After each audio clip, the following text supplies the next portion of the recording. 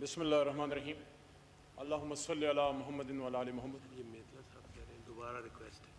تو قادر و عادل ہے مگر تیرے جہاں میں یہ تلخ بہت بندہ مزدور کے اوقات۔ کس نے کہا یہ؟ میتلا صاحب نے۔ میں اس علاقے سے تعلق رکھتا ہوں جناب ڈپٹی اسپیکر صاحب جو کسانوں کا دیس ہے۔ میرے باپ دادا کسان رہے ہیں، ہاں ساتھ پڑھ لکھ گئے۔ دادا میرے علی گڑھ چلے گئے، وہاں سے علی گڑھ تحریک، مسلم لیگ، پاکستان کا بننا سارا، تو پولیٹکس آ گئی خاندان میں، لیکن بنائی طور پہ کسان ہیں اور چھوٹے کسان ہیں، کوئی بڑے لینڈ لارڈ نہیں ہیں۔ جناب ڈپٹی اسپیکر صاحب 12-13 سال سے یہاں بجٹس میں سپیچ کر رہا ہوں، اور میری ہر بجٹ میں یہ بات ہوتی ہے کہ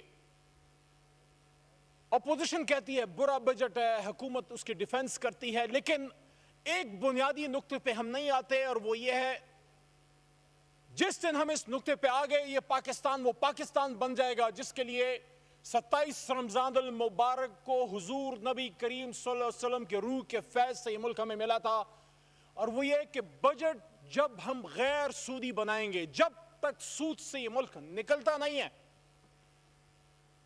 تب تک ہم وہ بجٹ نہیں بنا سکتے جس سے مزدور خوش ہو۔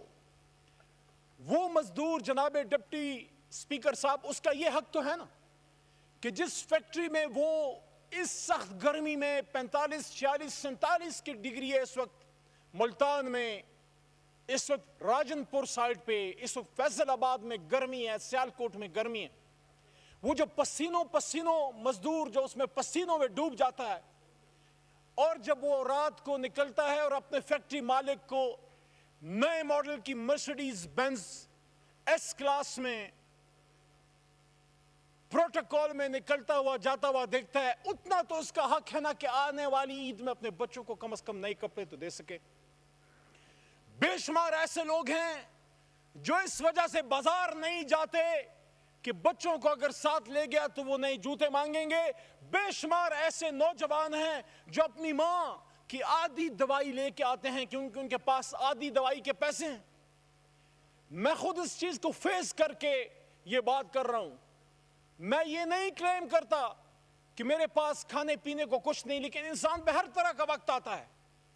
مجھے یاد ہے جب میرا والد موت و زندگی کی کشمکش میں تھا اور مجبوراً مجھے سرکاری ہسپتال سے پشاور میں ایک پرائیویٹ ہسپتال لے جانا پڑا کیونکہ وینٹیلیٹر کی سہولت سرکاری ہسپتال میں نہیں تھی۔ مجھے اس دن پتہ لگا کہ جیب میں پیسے ہونے کتنی ضروری ہیں۔ ہم یہاں بڑی بڑی باتیں کرتے ہیں لیکن اس مزدور کا نہیں سوچتے، اس کسان کا نہیں سوچتے کہ جس کی رات کو جب اولے پڑتے ہیں اور اس کی تمباکو کی فصل تباہ ہو جاتی ہے یا اس کے کھیت کھلیان کو جب آگ لگ جاتی ہے، اس ملک میں کون سا سسٹم ہے جو کسان کو ریلیف دے، جو مزدور کو ریلیف دے؟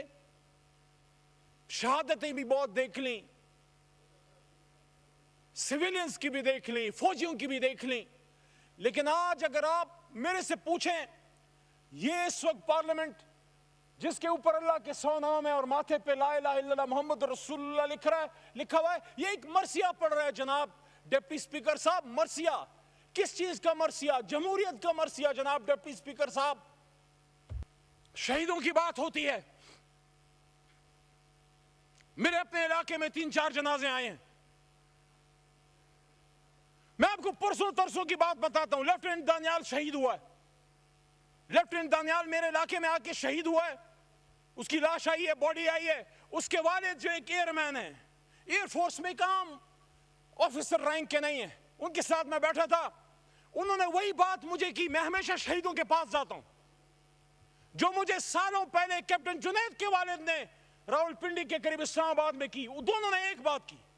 کیپٹن جنید جب شہید ہوئے ان کے والد نے مجھے کہا کہ میں ایئر مین تھا، میری زندگی کا ارمان تھا کہ میرا بیٹا آفیسر بنے اور میں اس کو وردی میں سلوٹ کروں۔ کہتا ہے میرا بیٹا شہید ہو گیا۔ یہ دوسرا میرے پاس آتا ہے، وہ اسپیشل بچہ تھا، کہتا ہے اب یہ میرا احساس ہے۔ اور دانیال کے والد مجھے کیا کہتے ہیں، اس کے بالکل گھر کے سامنے اس کی قبر ہے، جھنڈا پاکستان کا لگا ہوا ہے۔ کہتا ہے دانیال ایک خواب تھا،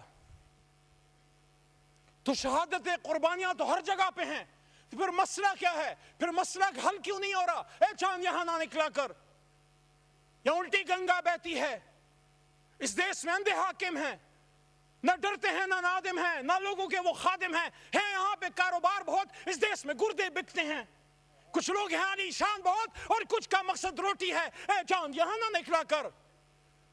یہ دیش ہے اندھے لوگوں کا، لیکن ہمارا اللہ کیا کہتا ہے؟ وہ کہتے ہیں وَلَا تَقْنَطُوا مِن رَحْمَتِ اللَّهِ، ہم نے مایوس نہیں ہونا، ہم نے اپنی جمہوریت سے مایوس نہیں ہونا، ہم نے سٹینڈ لینا ہے، غلط کو غلط کہنا ہے، صحیح کو صحیح کہنا ہے۔ ہمارا لیڈر پیغمبر نہیں ہے، پیغمبر ایک ہی ہے جو وہاں آخری جو وہاں گنبد خضرا کے نیچے وہاں موجود ہیں، باقی سب انسان ہیں، غلط کو غلط کہو یار۔ ہم سب لیڈرز ہیں، یہاں جو آتے ہیں پیچھے آپ کے بھی لاکھوں لوگ ہیں، آپ غلط کو غلط کہو گے تو لیڈرشپ بھی ٹریک پہ رہے گی، لیڈرشپ کے ساتھ مضبوط رہو، کبھی کسی کو اپنے لیڈر کو دغا نہیں دینی چاہیے، لیکن اپنے اندر عمری صفت پیدا کرو۔ سب کو پاکستانیوں کو میں کہہ رہا ہوں، جس طرح حضرت عمر فاروق رضی اللہ تعالیٰ عنہ کے سامنے ایک صحابی کھڑے ہو گئے اور انہوں نے کہا کہ آپ نے 2 چادریں لی ہیں اور ہمیں تو صرف ایک ملی ہے، تو انہوں نے پھر اس کی وضاحت دی۔ جب ہم اپنے اندر سیلف اکاؤنٹیبلٹی کا کلچر پیدا کریں گے، دوسرے کی طرف ایک انگلی کرتے ہو 3-4 اپنی طرف ہوتی ہیں، وہ ہم نہیں دیکھتے۔